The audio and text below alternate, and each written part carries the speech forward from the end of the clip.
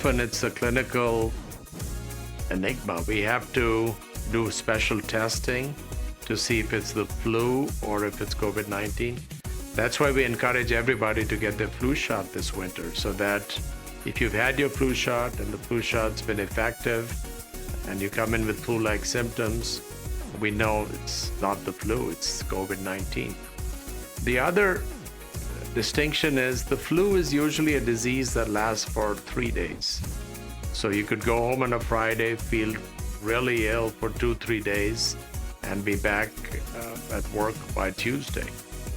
However, COVID is a much more prolonged illness. For the first week of illness, most patients can stay at home. They have fevers, their body aches, but they seem to manage at home. The second week of illness is where we can see problems. There are some patients that start to become short of breath, and we know they're developing pneumonia. And at that stage, they need to come to the hospital. If a person is going to recover from the COVID, typically during the end of the second week, they'll start to feel better, and we know that the worst is over.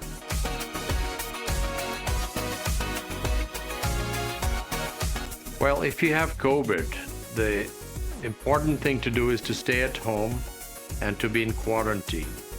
The purpose of quarantine is to prevent spread of this COVID to any other people around you, your family or your friends or co-workers. It's very important that one take time off and quarantine oneself. And as long as there is no shortness of breath, it's okay to stay at home with COVID.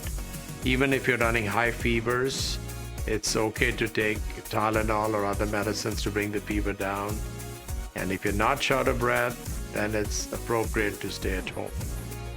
Now, there are some people with comorbidities, for example, older patients with diabetes that we might want to see sooner in the hospital. But this advice that I'm giving you applies to the general population.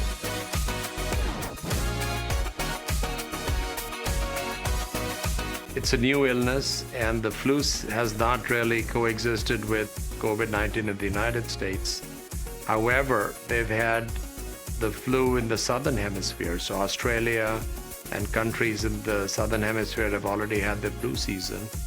And there is some co-infection that has been reported, which obviously makes a person much more ill than with one disease alone.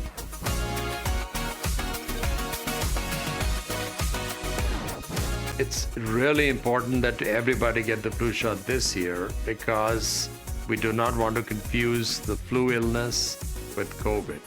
And also, we do not want co-infection occurring in patients with both influenza and COVID. So we have a shot that prevents the disease. Why not take it?